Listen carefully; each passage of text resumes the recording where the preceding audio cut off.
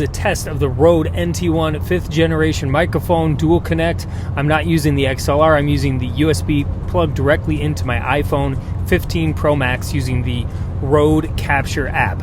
How does this sound? We're going to compare it to the iPhone built-in microphone now. Now this is just the built-in microphone in my iPhone 15 Pro Max. Obviously it's going to sound a lot different. It's not going to sound as good. You're going to hear more of the background noise and my voice is going to get kind of lost in that mix. So now we're going to go back to the Rode NT1 and see how that sounds again. And once again, we're back on the Rode NT1 5th gen. I'm also using the DSP processing built into this microphone. It had been plugged into my laptop and I dialed in a sound that I thought sounded pretty good with my voice with the Aphex processing. So again, how does this sound compared to the iPhone one? And pretty cool mobile rig, right?